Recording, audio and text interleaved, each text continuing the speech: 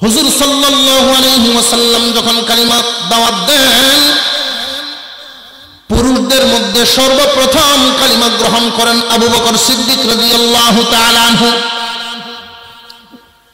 এই আবু বকর সিদ্দিক রাদিয়াল্লাহু তাআলা আনহু আল্লাহর পয়গম্বরের বন্ধু ছিলেন, ছোটকালের বন্ধু, যদিও 2 বছর বয়সের বেশ কম, বন্ধুত্ব কিন্তু ছোটবেলার থেকেই। আল্লাহর নবী বিশ্ব নবী রাহমাতুল লিল আলামিন, তখনও তিনি নবী হন নাই। তিনি শাম দেশে গিয়েছেন ব্যবসার কাজে। রাতের বেলায় ঘুমাইলেন, ঘুমায় স্বপ্নে দেখেন মক্কার আসমানে পূর্ণিমার চাঁদ উদয় হয়েছে, কিন্তু আশ্চর্যের ব্যাপার, ওই চাঁদটা টুকরা টুকরা হয়ে জমিনে পড়ে গেছে। আসমানের চাঁদ টুকরা টুকরা হইয়া জমিনে পড়ে, মক্কার প্রতিটা ঘরে ঘরে এই টুকরাগুলো ঢুকে গেছে। স্বপ্ন দেখছেন কে? আবু বকর সিদ্দিক রাদিয়াল্লাহু তাআলা আনহু, আল্লাহর পয়গম্বরের অত্যন্ত ছোটবেলার বন্ধু। এই আবু বকর সিদ্দিক রাদিয়াল্লাহু তাআলা আনহু ব্যবসার কাজে গেলেন সিরিয়া, শাম দেশে। রাতের বেলায় ঘুমাইলেন, উনি স্বপ্নে দেখেন আসমানের পূর্ণিমার চাঁদ মক্কা নগরীতে ছুটে পড়ে গেছে, খন্ড খন্ড হয়ে, টুকরো টুকরো হয়ে মক্কার ঘরে ঘরে এক একটা টুকরা এইভাবে গিয়ে পৌঁছে গেল। আবু বকর সিদ্দিক রাদিয়াল্লাহু তাআলা আনহু ঘুম থেকে উঠেই বড় একজন পাদ্রীর কাছে গেলেন, বড় আলেমের কাছে, তাওরাতের বড় একজন আলেমের কাছে গিয়ে বলেন, হুজুর, আমি স্বপ্নে দেখলাম। রাহিব বলতেছেন, কি স্বপ্ন দেখছো তুমি বলো? যে আমি স্বপ্নে দেখলাম মক্কার আকাশে পূর্ণিমার চাঁদ উদয় হলো খুব আলো নিয়ে, কিন্তু কিছুক্ষণের মধ্যেই টুকরা টুকরা হয়ে পড়ে গেছে মক্কার ঘরে ঘরে। ইহুদি ধর্মের এই বড় আলেম তিনি বলেন, তুমি বড় ভাগ্যবান, শেষ নবীর আগমন হবে এই মক্কা নগরীতে, এবং সর্বপ্রথম তার হাত ধরে তুমি কালিমা গ্রহণ করবা। জোরে কন্যা সুবহানাল্লাহ। এই স্বপ্নটা কারোর কাছে তিনি বলেন নাই, নিজের বিবির কাছেও না। সর্বপ্রথম আবু বকরের কাছে দাওয়াত দিচ্ছেন, বাল্যকালের বন্ধু। বন্ধু বন্ধুকে চিনেনি না চিনে না? আবু বকর মনে মনে সিদ্ধান্ত নিছেন, দাওয়াত তো গ্রহণ করবই। উনি নবী হইছেন, পরীক্ষা করার জন্য উনি বলছেন, আপনি যে নবী হইছেন, নবুয়তের দলিল কি?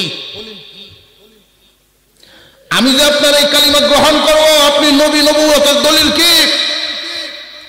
আল্লাহর রাসূল বলেন, শাম দেশে যে স্বপ্ন দেখছিলা ওইটা।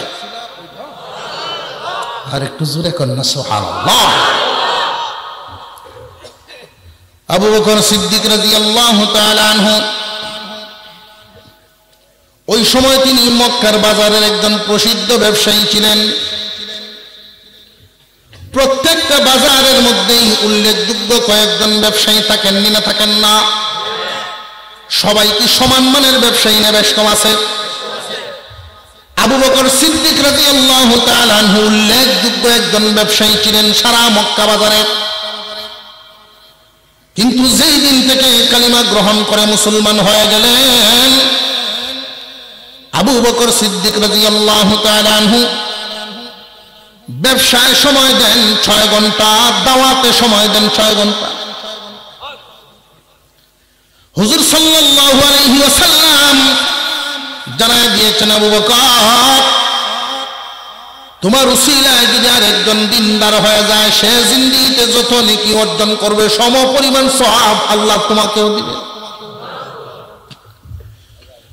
আবু বকর সিদ্দিক রাদিয়াল্লাহু তাআলা আনহু এই দুনিয়াকে প্রাধান্য না দিয়ে আখিরাতকে প্রাধান্য দেওয়া শুরু করে দিলেন। আবু বকর সিদ্দিক রাদিয়াল্লাহু তাআলা আনহু এই ইমানের গুরুত্ব, ইমানের দাম যখন বুঝতে পারলেন, পরকালের দাম, পরকালের চিন্তা যখন দিনের ভিতরে দিন দিন শুধু বাড়ে, এখন সময় দেন দাওয়াতের মধ্যে 9 ঘন্টা, ব্যবসায় দেন 3 ঘন্টা। ব্যবসার কাস্টমার তো দিন দিন শুধু কমে, ব্যবসার উন্নতি কম, দিনের উন্নতি বেশি। আবু বকর সিদ্দিক রাদিয়াল্লাহু তাআলা আনহুর অবস্থা হয়ে গেল এমন, আখিরাতের ধনী হইতেছেন কিন্তু দুনিয়ার গরিব হইতেছেন। আর পাশের যে সমস্ত দোকানদারেরা আছে আবু বকরকে বলে, আবু বকর এখনো সময় আছে, বুঝো তুমি কিন্তু ক্ষতিগ্রস্ততার লাইনের দিকে যাইতেছো, মুহাম্মাদের পিছ ধরছো, ফকির বানায় ছাড়বো তোমারে। নাউজুবিল্লাহ কইতেন না। যে যেমন বুঝে এরকম বুঝেই তো দেয়। আবু বকর সিদ্দিক রাদিয়াল্লাহু তাআলা আনহু এদের কথা শুনতেন আর মুস্কি মুস্কি হাসতেন।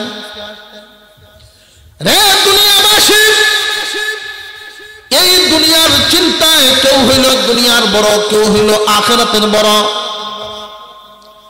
কেউ দিনের বড়, কেউ দুনিয়ার বড়। আবু বকর দিনের বড় হওয়া শুরু করে দিলেন, রাস্তায় হাঁটা শুরু করে দিলেন।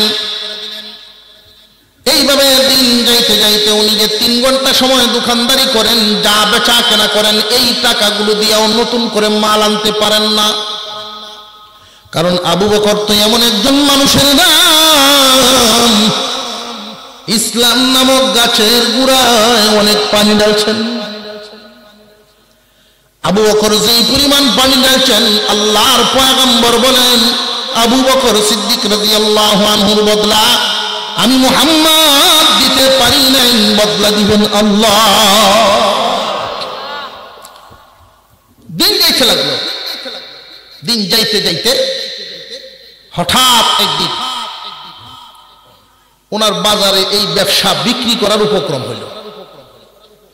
প্রতিদিন যে পরিমাণ মালামাল বিক্রি করেন, এই টাকাগুলো কি করেন? টাকাগুলো এই ইসলামের জন্য ঢেলে দিতে হয়। নতুন যারা ইসলাম গ্রহণ করেন, কালিমা গ্রহণ করে মুসলমান হয়েছেন, বেশিরভাগই তো গরিব মানুষ, পরের ক্ষেত কামারে কাজ কাম করেন।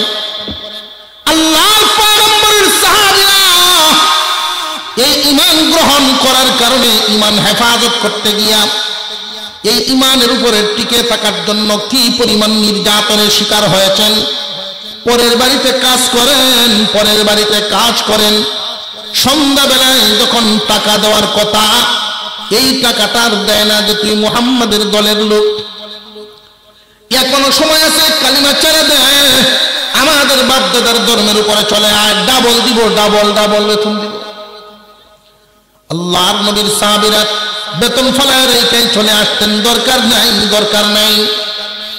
ঈমানের মজা পাইছেন, ফলায় খেয়ে আসতেন, আবু বকরের দোকান থেকে মাল নিতেন। হালত বর্ণনা করলেই আবু বকর টাকা দিয়ে দিতেন, চিন্তা করো না তোমাদের বাচ্চারা না খায়া থাকবে।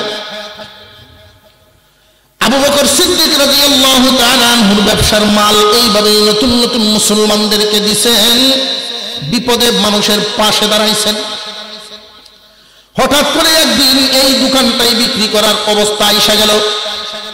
দোকানটা পুরা বিক্রি করে দিলেন, পাশের দোকানদার ওনার কাছ থেকে রেখে নিলেন। সে আবু বকরের বন্ধুই ছিল, কিন্তু সে তো ইসলাম গ্রহণ করে নাই, সে তো ইসলাম গ্রহণ করে নাই, আল্লাহর পয়গম্বরের সঙ্গ দেয় নাই।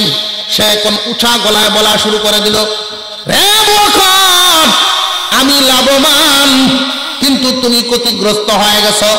মুহাম্মাদের দলে যারা বীরবে তারাই ক্ষতিগ্রস্ত হবে, তুমি কিন্তু এই কথা বুঝো নাই, আমার কথা শুনলা না। দেখো তাকায়া, এখন তো আমার আর একটা দোকান নয়, দোকান হয়ে গেল 2টা। আমি আমার মতে চলার কারণে, মুহাম্মাদের পিছনে না যাওয়ার কারণে আমি লাভবান, তুমি এবং তোমার দলের লোক সব হইলা ক্ষতিগ্রস্ত। এরা বুঝে না। আল্লাহ পাক রব্বুল আলামিন এই দুনিয়াতে কিছু মানুষ বানাইছেন যারা দিন বুঝেন, দুনিয়া বুঝে না। আর কিছু মানুষ আছেন দুনিয়াই বুঝে, দিনের দিকে লক্ষ্যই করে না। অথচ এই দুনিয়া কি আমাদের জন্য চিরস্থায়ী না ক্ষণস্থায়ী? এমন ক্ষণস্থায়ী, কোনো গ্যারেন্টি নেই কতক্ষণ থাকবো। এই লাইটেরও তো একটা কোম্পানি গ্যারেন্টি দিছে না? এই লাইটটা কতদিন জ্বলবে? 1 বছর 6 মাসের ওয়ারেন্টি গ্যারেন্টি আছে না নাই? কিন্তু আমরা তো এমন মানুষ, আল্লাহ পাক রব্বুল আলামিন দুনিয়াতে পাঠাইছেন, কোনো গ্যারান্টি নাই। আমরা এখানে যারা আছি, হয়তো এমন হতে পারে আগামীকাল একজনের নাম ঘোষণা করা হবে। আমার নামটা যদি ঘোষণা হয়, সব মানুষ বলতে থাকবে গতকাল না আমাদের সামনে বয়ান করে আজকে কেমনে মরে গেল। গতকাল না দেখলাম বাজারে সুস্থ একজন মানুষ বাজার করলো, আজকে রাতে কিভাবে মারা গেল। সারা এলাকায় হইচই শুরু হয়ে যাবে। এই তো হলো জিন্দিগি। আত্মীয় স্বজন আসবে, শখ করে যে বিছানাপত্র বানাইতেন, এই বিছানায় পর্যন্ত রাখবেন আর নামায় ফেলবে। এই দুনিয়া বড় নিষ্ঠুর, নিষ্ঠুর দুনিয়ার জন্য আমরা এত পেরেশান। যেই দোকানের চেয়ারে বৈশা দোকানদারি করি, এই চেয়ারের প্রতিটা কোণার থেকে আওয়াজ আসতেছে, আমি বুঝি না। রে মালিক, তোমার মতো বহু মালিক এই চেয়ারের মধ্যে বসেছে, আমি তারে মাটির ভিতরে ঢুকাইছি। তুমি যে আছো বেশি দিন থাকবা, আমার চির বন্ধু মনে করিও না, তুমি আমার বেশি দিনের বন্ধু নাও। যেই জমিনের উপরে আমরা হাল বাই, এই জমিনটারে খুব আপন মনে করি। এই জমিনে সব সময় সকাল সন্ধ্যা ওয়াজ করে আমারে শোনায়, কিন্তু আমি বুঝি না। তোমার মতো অনেক মালিক আমার উপরে হাল চাষ করছে, আবার মাটির ভিতরে ঢুকে গেছে। তুমিও কিন্তু আমার প্রতি গাফেল, আমার প্রতি নজর দিয়া আখেরাতের প্রতি গাফেল হইবা না। আখেরাত বলিও না। এই দুনিয়ায় থাকবা কিছুদিন, আখেরাত চিরদিন। কিন্তু আমরা এই দুনিয়াটাকে প্রাধান্য দেই, দুনিয়ার লাভবানটারে লাভ মনে করি, আখেরাতকে তুচ্ছ মনে করি। একই বাবার যদি কয়েকটা সন্তান থাকে, তাহলে মনে করে যে নাকি দুনিয়াদারিতে সফল, সেই হইল আসল। যে নাকি দুনিয়াদারিতে সফল হতে পারে নাই, সে হইল বিফল। দুইজন বন্ধু একসাথে রিক্সা নিয়ে বাহির হলো সকালে। সকাল 8টা থেকে রাত 10টা পর্যন্ত ডিউটি করলো, রিক্সা চালাইলো। দুইজনের মধ্যে একজন নামাজি আর একজন বেনামাজি হতে পারেনি না পারে না? নামাজি মানুষটার জন্য কি রিক্সা চালায় টাকা ইনকাম করা না জায়েজ না জায়েজ আছে? বরং তোমার আমার মতো অনেক যুবক মুখে দাঁড়িয়ে আছে, মাথায় টুপি আছে, রিক্সা চালায় হালাল রুজি রোজগারের জন্য। এই মানুষগুলো ইমানের হেফাজত করে, আমলের হেফাজত করে, হালাল রুজি রোজগার করে। ওই মানুষগুলোরে আমরা ছোট চোখে দেখি রিক্সাওয়ালা, কিন্তু ওই মানুষটা হালাল পথে গাম জড়ায় পয়সা উপার্জন করে। যারা এরকম হুইল চেয়ার, দামি দামি তুলার চেয়ারে বৈশা কলমের কুসায় লক্ষ লক্ষ টাকা দুনিয়া উপার্জন করে, ওদের চাইতে আমরা কিন্তু এদেরকে ছোট চোখে দেখি।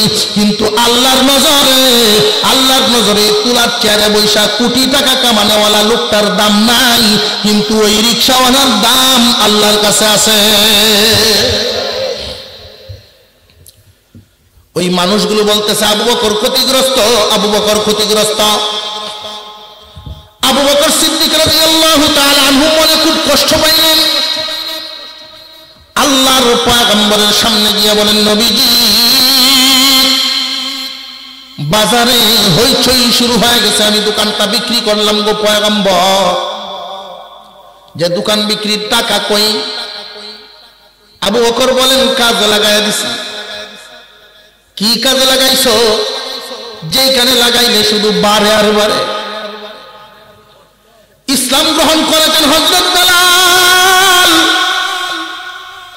যারা নাকি ইসলাম গ্রহণ করার পরে সর্বপ্রথম 60 জন মানুষ একসাথে প্রকাশ্যে কালিমা ঘোষণা দিয়েছিলেন, এই 60 জনের মধ্যে হযরত বেলাল রাদিয়াল্লাহু আনহু ছিলেন একজন। বেলাল রাদিয়াল্লাহু তাআলা আনহু ইসলাম গ্রহণ করার পরে যখন কালিমা উচ্চ সুরে আওয়াজ করেন, আল্লাহর নাম যখন উচ্চ সুরে পড়েন, উনার উপরে এমন নির্যাতন শুরু হয়েছিল, মক্কা নগরীতে হযরত বেলালের গলায় শিকল লাগায় আবু জেহেলের ছোট ছোট বাচ্চাদের হাতে দিয়ে দিত। রে বাচ্চারা, তোদেরকে আমি মজা খাওয়াবো, রুটি দিব, বিস্কুট দিব। এই বেলালকে নিয়ে মক্কার গলিতে গলিতে ঘুরবা, বেলালকে নিয়ে মক্কার গলিতে গলিতে ঘুরবা। এটাই হবে শাস্তি। বেলাল দেখা যেন আরো মানুষ শিক্ষিত হইয়া যায়, মুহাম্মাদের দলে যেন কেউ না যায়। নির্যাতনের শিকার হইয়া অবশেষে বেলালও যেন ঘুরে ফিরে আমাদের কাছে চলে আসে। কিন্তু ভাই ইমানের মজা যখন একজন পাইয়া যায়, জীবন যাবে কিন্তু ইমান যাবে না। মুসলমান ইমানদার ভাইরা আমার, আল্লাহ পাক রব্বুল আলামিন যাদেরকে কবুল করেন তারাই তো ইমানদার হইয়া যায়। কুরআনুল কারীমের যত জায়গায় আমরা ইমানের আলোচনা শুনি, ইমানের আলোচনা দেখি, আল্লাহ পাক রব্বুল আলামিন বলেন যারা ইমান এনেছে তারাই লাভবান। যারা ইমান পেয়েছে এই কথা কিন্তু বলা হয় নাই ইমান এনেছে। ইমান কিন্তু আনার জিনিস, ইমান তো ভাই পাওয়ার জিনিস নয়, এটা ওয়ারিশান সূত্রে পাওয়ার নয়। ইমান আনতে হবে। যদি বান্দায় ইমান না আনে তাহলে তো ভাই বাবার দেওয়া ইমান দিয়ে চলবে না। আল্লাহ পাক রব্বুল আলামিন, আমরা যে এখানে বসলাম, আমাদের এই চিত্রটা কিয়ামতের দিন আল্লাহ পাক আমাদের চোখের সামনে তুলে ধরবে। বলবেন বান্দারা রে, তোমাদের কি কেউ কোনোদিন ইমানের দাওয়াত দেয় নাই? ইমান আনতে হবে। আল্লাহ পাক রব্বুল আলামিন আমাদেরকে ইমান গ্রহণ করার জন্য, ইমানের রাস্তা কবুল করার জন্য যুগে যুগে নবী পাঠাইছেন। আমাদের কাছে ইমানের দাওয়াত আসছে না আসছে না? আর জোরে কোন। হুজুর সাল্লাল্লাহু আলাইহি ওয়াসাল্লামের সামনে আবু বকর সিদ্দিক রাদিয়াল্লাহু আনহু গিয়া যখন দাঁড়াইলেন, বললেন এই টাকা তো আমি কাজে লাগাই দিছি। কোন কাজে লাগাইলা? কাজটা কি? কাজটা কি? বেলাল রাদিয়াল্লাহু তাআলা আনহু তখনও এক মুনিবের গোলাম। ইসলাম কবুল করার কারণে এত নির্যাতন। আবু বকর সিদ্দিক রাদিয়াল্লাহু তাআলা আনহু রাস্তা দিয়ে যান, দেখা গেছেন কালো মানুষটাকে আঘাত দিতে দিতে সারাটা শরীর লাল করে ফেলছে রক্ত দিয়ে। উনি গিয়া পরামর্শ দিয়েছেন, বেলাল কালিমা তুমি আস্তে আস্তে পড়ো, আল্লাহর নাম আস্তে আস্তে নিয়ে। আমরা তো এমন আল্লাহর উপরে ঈমান এনেছি যাকে আস্তে ডাকলেও শুনেন, জোরে ডাকলেও শুনেন। আল্লাহ কি আস্তে ডাকলে শুনেন না? শুনেন না। আল্লাহ পাক রব্বুল আলামিন উনি তো আমাদের রব, আস্তে ডাকলেও শুনেন, জোরে ডাকলেও শুনেন। সুতরাং তুমি আস্তে আস্তে ডাইকো। রে বেলাল, এরা যেহেতু তোমাকে নির্যাতন করেন, তুমি জোরে জোরে ডাইকো না, আস্তে আস্তে ডাইকো। পরামর্শ দিয়ে উনি চলে গেলেন। আবু বকর সিদ্দিক রাদিয়াল্লাহু আনহু ফিরার পথে দেখেন বেলালের উপরে এমন নির্যাতন, জিহ্বাটা টান দিয়া পেরেক মেরে দিচ্ছে। এই মানের জন্য এত নির্যাতন। আবু বকর সিদ্দিক রাদিয়াল্লাহু তাআলা আনহু বলেন, রে সর্দারেরা, নেতারা, তোমরা তোমাদের আধিপত্যের কারণে, ক্ষমতার বলে এত নির্যাতন করবা, এটা মক্কার মানুষ মেনে নিবে না। গুলাম ব্যবহার করার তো একটা আইন আছে। গুলামের উপরে কি পরিমাণ নির্যাতন করা যায় এটারও তো একটা আইন আছে। কিন্তু তখনকার সময়েও বড়রা তো সব সময় দুর্বলদের উপরে নির্যাতন করতে দেখবেন মজা পায়। যুগে যুগে এই সিস্টেম ছিল, যুগে যুগেই দেখবেন হালত হলো এমন, বড়রা ছোটকে নির্যাতন করতে পছন্দ করে, কারণ প্রতিবাদ করার ক্ষমতা নাই। হযরত বেলালকে এমন নির্যাতন করলো, আবু বকর সিদ্দিক রাদিয়াল্লাহু তাআলা আনহু যখন প্রতিবাদ করলেন, তারা জবাব দেয়, এত যদি মায়া লাগে কিনিয়া নিয়ে যাও। শত চেষ্টার পরে দেখো বেলালকে ফিরাইতে পারে না। অবশেষে তারা বলে, যদি মায়া লাগে কিনিয়া লয়ে যাও। আবু বকর বলেন, দাম কত? 3 গোলামের সমান দাম চাইছে। আবু বকর সিদ্দিক রাদিয়াল্লাহু তাআলা আনহু বেলালকে বলেন, বেলাল, তোমাকে না পরামর্শ দিছিলাম যে আস্তে আস্তে বলার জন্য আল্লাহর নাম? রে ভাই আবু বকর, আল্লাহর নাম আমি জুড়ে জুড়ে নেই, এই কারণে ওরা আমাকে মারে। কিন্তু আশ্চর্যের ব্যাপার হলো, ওরা মারে আমার দেহে, আর মাওলা শান্তি ঢেলে দেন আমার অন্তরে। মুসলমান ইমানদার ভাইরা আমার, আবু বকর সিদ্দিক রাদিয়াল্লাহু তাআলা আনহু বলেন, এমন একজন ঈমানওয়ালাকে এই নির্যাতনের শিকার আমি দেখতে পারি না। দোকান বিক্রির পুরা টাকাটা দিয়ে হযরত বেলালকে কিনে ফেললেন, কিনে উনি আযাদ করে দিলেন। রে বেলাল, আজ থেকে তুমি আর কারোর গোলাম নও। কিনলাম তো কিনলাম, তোমার আযাদ করে দিলাম। কারণ তোমার যেই টাকা দিয়ে কিনছি তোমার ইমানের কাছে এই টাকার কোনো মূল্যই নেই। আল্লাহ পাক রব্বুল আলামিন তোমার এই ইমান অনেক দাম দিয়ে তোমার কাছ থেকে নিবেন। আমরা যদি ইমান বুকের ভিতরে ধারণ করতে পারি, ইমান লালন করতে পারি, ইমান নিয়ে কবরে যাইতে পারি, মহান আল্লাহ আমাদের এই ইমানটুকু আমাদের কাছ থেকে কিনে নিবেন। কিনবেন কিভাবে? আগের থেকে দরাদরি ঠিকঠাক, এই দুনিয়াতে দরাদরি ঠিকঠাক হয়ে গেছে। আল্লাহর দরবারে যারাই ইমানের টিকিট জমা দিতে পারবে আল্লাহ জান্নাতের টিকিট দিয়ে দিবে। হযরত বেলাল রাদিয়াল্লাহু তাআলা আনহুকে হযরত আবু বকর কিনলেন, কিনে আযাদ করে দিলেন। আল্লাহর পয়গম্বরের কাছে যখন খবর গেল, হুজুর সাল্লাল্লাহু আলাইহি ওয়াসাল্লাম জিজ্ঞাসা করেন, আবু বকর টাকা কি করছো? হুজুর কাজে লাগায়া দিছি। ইয়া রাসূলুল্লাহ, হযরত বেলালকে আমি কিনে নিয়েছি, কিনে নিয়ে আমি আযাদ করে দিয়েছি। আল্লাহর পয়গম্বর বলেন, এই এত বড় মূল্যবান কাজ করলা, এই কাজের মধ্যে আমি মুহাম্মদকেও শামিল করলাম না, আমি মুহাম্মদকেও শামিল করে নিতাম। আবু বকর বলেন, ইয়া রাসূলুল্লাহ, আগে যদি জানতাম শামিল করে নিতাম, এখন তো আমি আযাদ করিয়ে দিছি। আবু বকর সিদ্দিক রাদিয়াল্লাহু আনহু বলেন, কিছু কথা বলার জন্য আসছি। মক্কা বাজারে মানুষেরা বলা বলে শুরু করছে আমি নাকি ক্ষতিগ্রস্ত হয়ে গেছি। দুনিয়ার অনেক বড় ব্যবসা ছিল, ব্যবসা ইসলামের জন্য আমি ক্ষতিগ্রস্ত হয়ে গেলাম। কালিমার দাওয়াত দেই, ব্যবসায় সময় দেই না। একজন মানুষ যদি দাওয়াতে তাবলীগে সময় দেন, তাহলে ওই মানুষটা কি ব্যবসা বাণিজ্য কিছু ক্ষতি হবে না হবে না? আরো জোরে কোন। দুইজন রিকশাওয়ালার কথা বলছিলাম, মনে আসেনি? দুইজন মানুষ একসাথে ঘর থেকে বাহির হয়, একজন নামাজি আর একজন বেনামাজি। রাত 10টায় যখন হিসাবে বসে, নামাজি ব্যক্তিটা আর বেনামাজি ব্যক্তি দুইজনের হিসাব, একজনের হয় 600 আর একজনের 500। যেই ব্যক্তিটা 5 ওয়াক্ত নামাজ আদায় করল, 4 ওয়াক্ত নামাজ পড়লো, জোহর আসর মাগরিব এশা, 4 ওয়াক্ত নামাজ পড়ার কারণে মিনিমাম 1 ঘন্টা সময় চলে গেল। আর বেনামাজি লোকটার তো 1 ঘন্টা নষ্ট হয় নাই, 1 ঘন্টায় সে 100 টাকা রুজি বেশি করলো।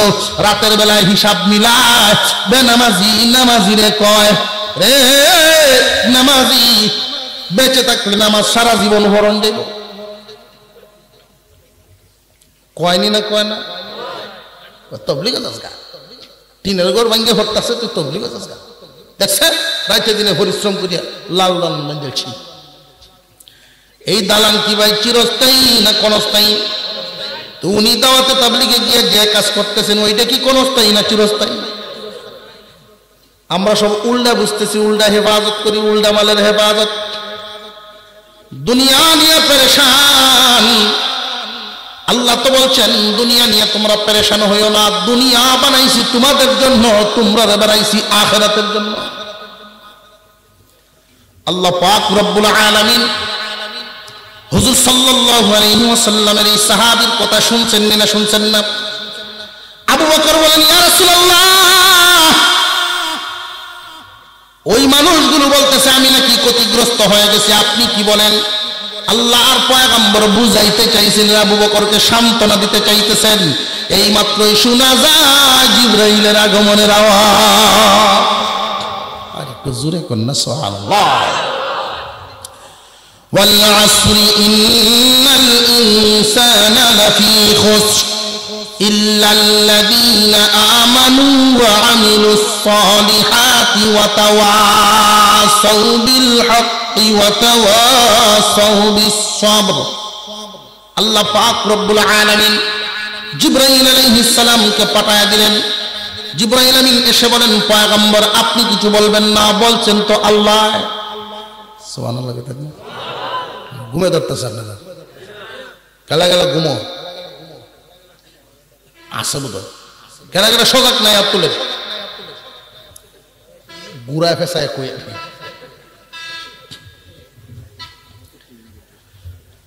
একজন তুলছি লামায় আছে আবার। আবু বকর সিদ্দিক রাদিয়াল্লাহু আনহু বলছেন, মক্কার মানুষ বলতেছে আমি ক্ষতিগ্রস্ত, আপনার দলের সব ক্ষতিগ্রস্ত। আসলে কি হুজুর আমরা ক্ষতিগ্রস্ত? আল্লাহ রাসূল বলতে চাইছিলেন, আল্লাহ বলেন আপনি বললেন না, আমি বলতেছি। আল্লাহ জবাব দিতেছেন। হুজুর সাল্লাল্লাহু আলাইহি ওয়াসাল্লামকে আল্লাহ পাক জানায় দিলেন, দোস্ত আপনি বলবেন না, আপনি বলবেন না, কারণ দুনিয়ার সব মানুষ এক চিন্তার নয়। কেউ দুনিয়া নিয়ে পেরেশান। বেনামাজি রিকশাওয়ালা নামাজি রিকশাওয়ালার শাসন করে, নামাজ পড়িয়ে 100 কম কামাইছস, আমি নামাজ না পড়িয়ে 100 লাভবান। 40 দিন পর্যন্ত তুমি চিল্লায় খাটাইলা, নিজের পকেটের পয়সা খরচ হইল, লাভ তো কিছুই নাই। কিন্তু আমি যে 40 দিন ঢাকা চিটাগাং ঘুরিয়ে আসলাম, 10,000 কামাই লইছি, আমি লাভবান। কি বুঝেন? দিনী বুঝ তার ভিতরে আছে কি? দিনী বুঝ সবার ভিতরে থাকে না, ঈমান এবং আমলের গুরুত্ব সবার ভিতরে থাকে না।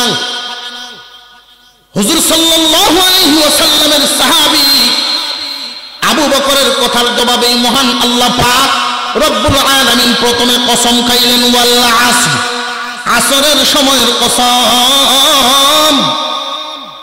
আসরের কসম খাই আল্লাহ পাক কি বুঝাইলেন? আল্লাহ যদি স্বাভাবিকভাবে বলেন তাহলেই তো যথেষ্ট, কিন্তু স্বাভাবিকভাবে বলেন নাই। মহান আল্লাহ ডাক দিয়ে বলেন আসরের কসম। আসরের কসম কে বুঝাইলেন? আসর বলতে এখানে মুফাসসিরিনে কেরাম একটা ওয়াক্ত বুঝাইছেন। এই ওয়াক্ত বলতে আদম থেকে নিয়ে কিয়ামত পর্যন্ত পুরা সময়টাই একটা ওয়াক্ত। আদম আলাইহিস সালাম থেকে নিয়ে কিয়ামত পর্যন্ত পুরা সময়টাকে একটা ওয়াক্ত বুঝাইছেন। পুরা ওয়াক্তের কসম কায় আমি বললাম পুরা জামানার কসম। আল্লাহ বলেন, ইন্নাল ইনসানা লাফি খুসর। হে দুনিয়ার মানুষ, তোমরা জানিয়ে রাখো, মানুষ বলতেই ক্ষতিগ্রস্ত। মানব জাতি সব ক্ষতির মধ্যে আছে, কিন্তু খবর নাই। বিবি সাহেব সরিষা দিয়ে দিচ্ছেন ভাঙ্গায় তেল করে আনার জন্য। সরিষা ভাঙ্গালে তেল হয় না? একটা ব্যাগের ভিতরে দিয়ে দিচ্ছেন 10-12 কেজি সরিষা। বিড়ি খাইতেছে, ব্যাগ লয়ে যাইতেছে বাজারে গফ করে করে। তো ব্যাগটা তোলা, কেন আঙ্গুলের মাথা পরিমাণে কুচিরা, কানি আঙ্গুলের মাথা এই পরিমাণে কুচিরা আছে, ছিদ্র। তো অসুবিধা আছে কোনো? সরিষা উনি যাইতেছে বিড়ি খায়া খায়া ফুটে ফুটে যাইতেছে। খবর আছে তার? খবর নাই। আল্লাহ পাক এই ইঙ্গিতটা দিলেন, মানব জাতি সব ক্ষতিগ্রস্ত, কেউ খবরই নেই। চক্ষু বন্ধ করলে মোটামুটি আমরা বুঝতে পারি লাভের কাজ বেশি হইল না ক্ষতির কাজ বেশি হয়েছে। আল্লাহ পাক বলেন, আদম থেকে নিয়ে কিয়ামত পর্যন্ত সব মানুষ ক্ষতিগ্রস্ত। শুধু মুহাম্মাদের দলে যারা আসছে তারা ক্ষতিগ্রস্ত তা নয়। আদম থেকে নিয়ে কিয়ামত পর্যন্ত সমস্ত মানুষ ক্ষতিগ্রস্ত। এই কথা কে বললেন? আরো জোরে, জোর হইছে না? আল্লাহ বলছে। আল্লাহ পাক রব্বুল আলামিন তিনি ঘোষণা দিলেন, সময়ের কসম, আসরের সময়ের কসম। আসর বলতে, সময় বলতে নিয়ে আসর উল্লেখ কেন করলেন? মুফাসসিরিনে কেরাম বলেন, আসরের সময়ের সাথে মানুষের জিন্দেগির একটা দাম আছে। আয়াতটা আসরের ওয়াক্তের মতো, আসরের ওয়াক্তের মতো মানুষের হায়াত।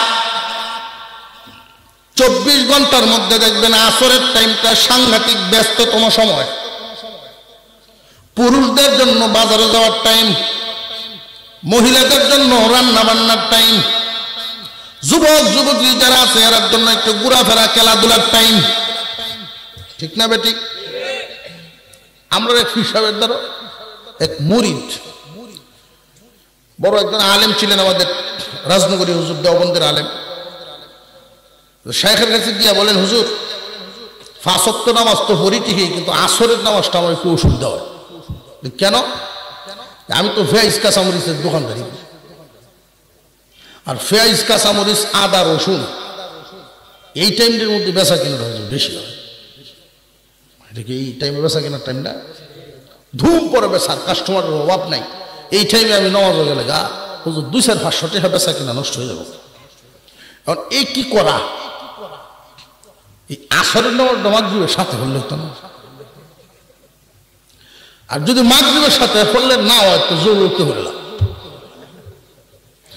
আসরের দা খুব বিহুদ আছে।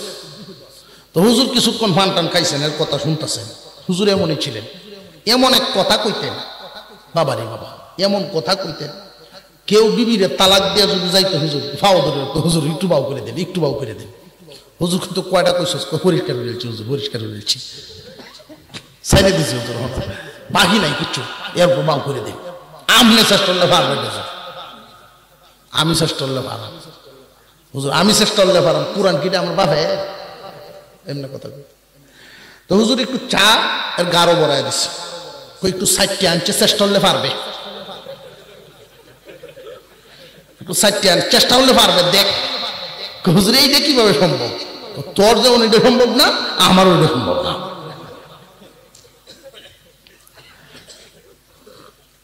হুজুর আসরের নামাজ জন্য খুব হইতে আছে, কি করতাম? তো হুজুর বলতেছেন যে এই সময় যদি তোর প্রকৃতির ডাক দেয়, প্রকৃতি কিতা হুজুর যদি বাথরুমে ধরে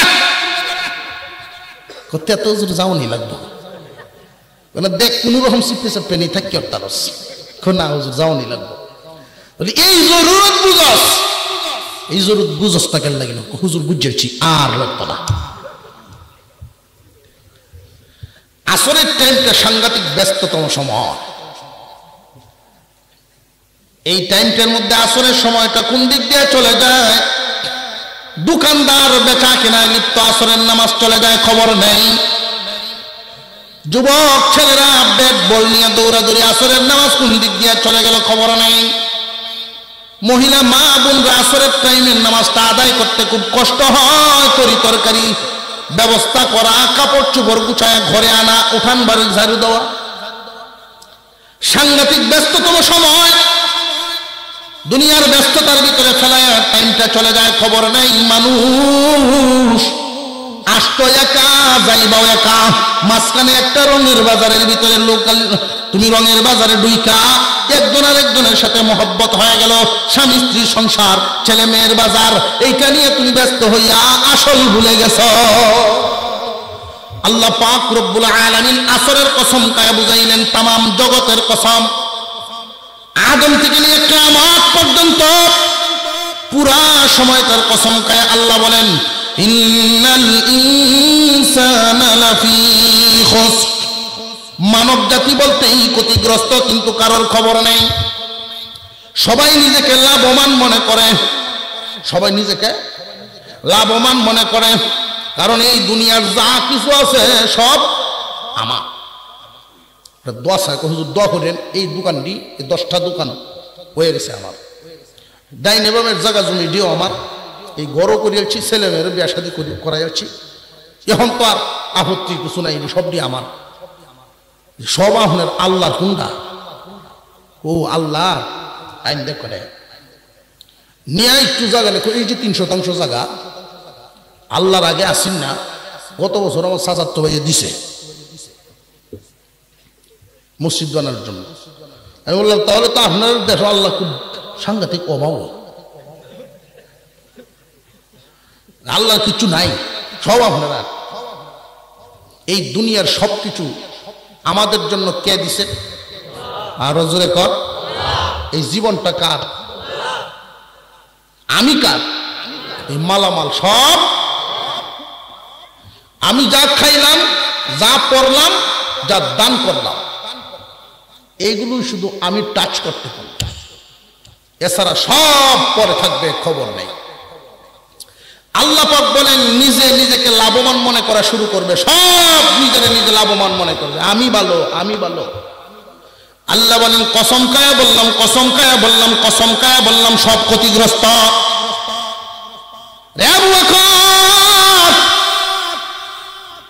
আদম যুগের সব ক্ষতিগ্রস্ত, কিন্তু 4 গুণে গুণান্বিত যারা, তারা ক্ষতিগ্রস্ত হবে না।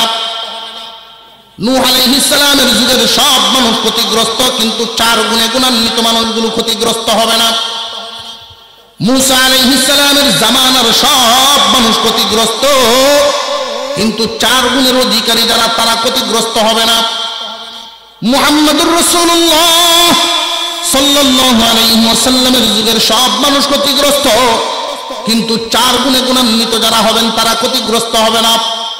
কিয়ামত পর্যন্ত আমরা সহ সব ক্ষতিগ্রস্ত, কিন্তু 4 গুণের অধিকারীরা ক্ষতিগ্রস্ত নয়, তারা লাভবান। এই 4টা গুণ জানার দরকার আছে না নাই?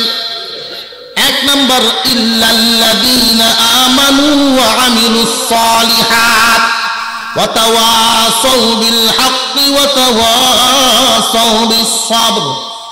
আল্লাহ পাক রব্বুল আলামিন বলেন, 1 নাম্বার যারা ঈমানদার, 1 নাম্বার যারা ঈমানওয়ালা, 2 নাম্বার যারা আমলওয়ালা, 3 নাম্বার ঈমান আমল করার ঠিক করার পরে শুধু নিজের ভিতরে সীমাবদ্ধ রাখে না, আরেকজনের ব্যাপারে চিন্তা ভাবনা করে, নিজেও ঈমানদার, নিজে আমলদার, আরেকজন আল্লাহ বলা মানুষকে আল্লাহর পথে উঠায় দেয়, সৎ কাজের দিকে মানুষকে ডাকে, অসৎ কাজ হইলে বাধা দেয়।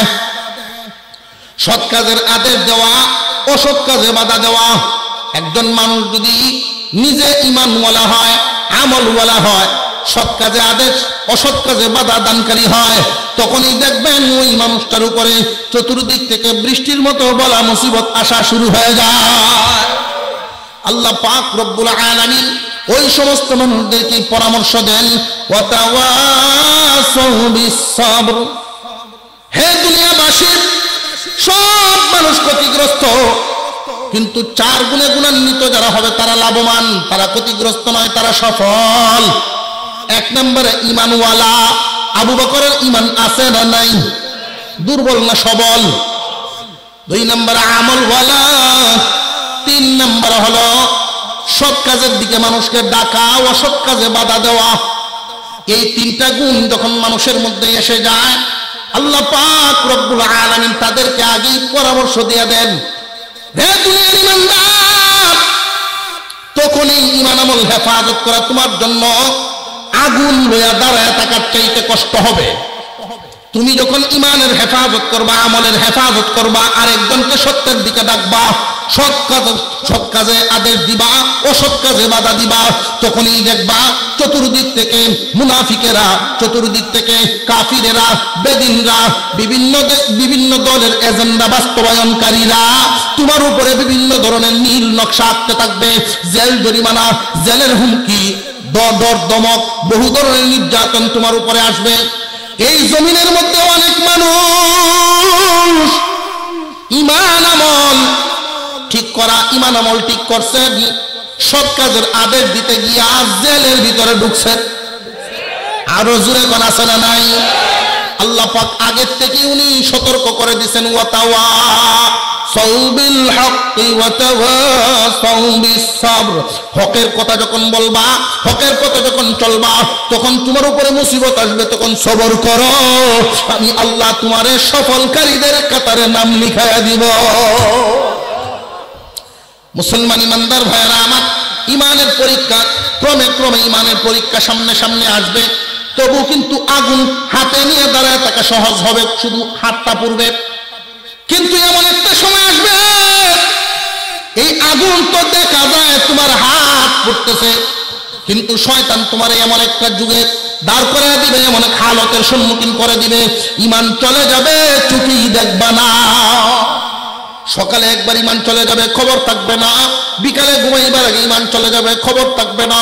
এই জন্য আল্লাহর নবী বলেন, সকাল এবং বিকাল কালিমায়ে শাহাদাত পড়বা, কালিমায়ে তয়্যিবা পড়বা, নতুন করে করে ঈমান আনবা, নতুন করে ঈমান আনবা। ঈমানকে সব সময় তোমরা তাজা রাখবা, নতুন করবা, ঈমানকে সব সময় নতুন করবা। আল্লাহ পাক রব্বুল আলামিন ঈমানের উপরে অটল থাকার মতো মজবুতি যেন আমাদের মধ্যে দান করেন, বলুন আমিন।